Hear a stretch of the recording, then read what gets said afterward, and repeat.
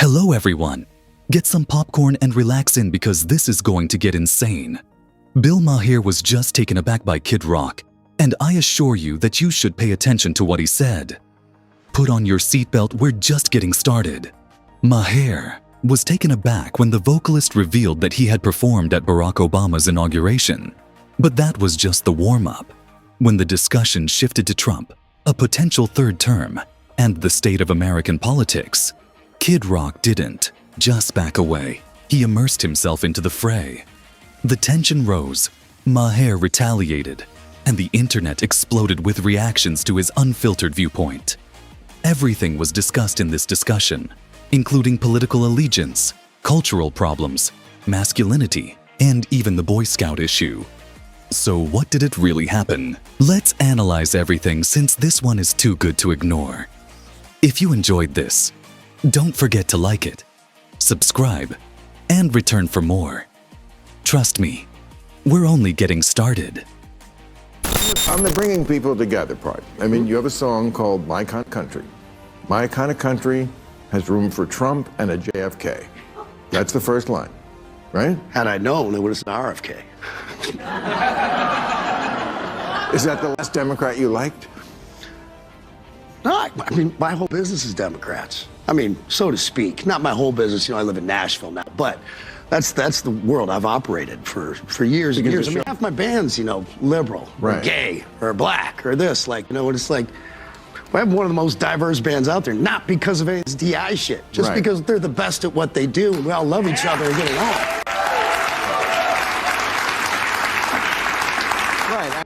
I mean, you played the inauguration. Didn't Nelly and Snoop play that too? Yeah, I believe they did. And remember, I also played Barack Obama's inauguration. Oh, I didn't remember that. I didn't vote for him. I played for him at the Kennedy Center, this, that, and the other. I'm like, everybody's just got to calm the fuck down a little bit. You know what I mean? Just when you think you have Kid Rock figured out, he drops this bombshell in the middle of his interview with Bill Maher. When the vocal rock legend revealed that he had played at Barack Obama's inauguration, everyone was shocked. Indeed, Kid Rock, a vocal backer of Donald Trump, previously gave a performance for a Democratic president. Maher even seemed astonished and pressed for an answer. However, Kid Rock made it clear that he played for Obama even though he didn't agree with him. Why? Party lines were less significant to him than the position. At that moment, things became rather interesting. After that, the conversation turned into a furious dispute about political differences, loyalty, and whether or not performers should cancel their shows due to personal beliefs. But before Maher could catch his breath, Kid Rock's uncompromising stance on Trump, cancel culture, and the future of America intensified the scene. And trust me when I say that this is when things got explosive. Let's go on, because it just gets stranger from here. I tell you what makes me a little not calm. Trump keeps joking about a third term. Get it? Democracy's over. I haven't heard that. You haven't heard that? He does it all the time. He does it all the time. Well, he likes to joke. I know he's funny as shit. I'm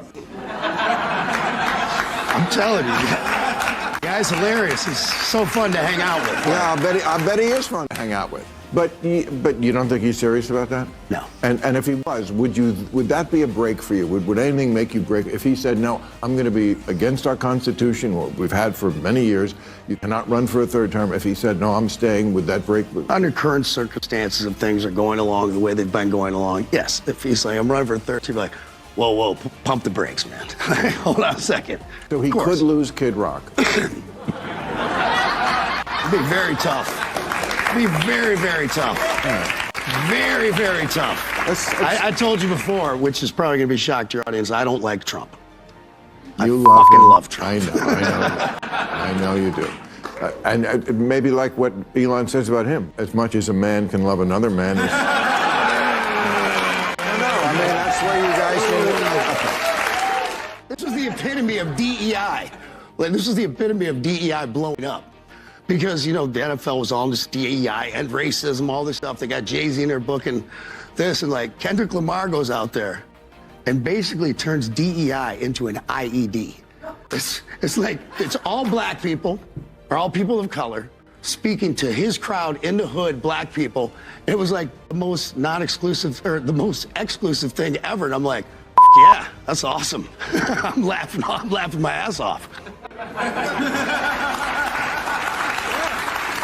Just as things were starting to settle down, Bill Maher threw a curveball into the conversation. What if Trump does run for a third term? Would Kid Rock still back him up? At first, Kid Rock brushed it off, claiming that Trump was among the funniest people he had ever encountered. But Maher was not going to put up with it. He persisted in asking, "Is there anything that could break Kid Rock from Trump?" It was then that things turned tense. Kid Rock admitted that if Trump ever made a real effort to break the Constitution, to keep his power, it would be tough. Even for him now.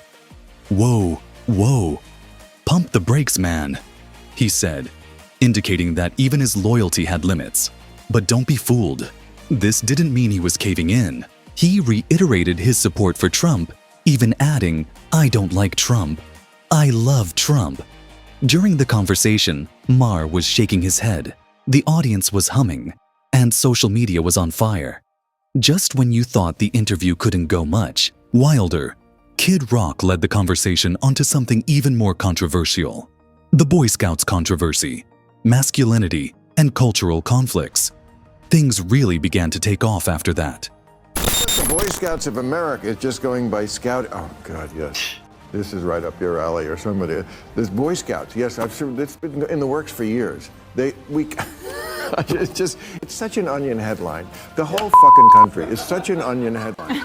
The Boy Scouts of America, it cannot be called Boy Scouts anymore because it's exclusionary. Like there isn't a Girl Scouts. Like this is some sort of crime against nature that we each.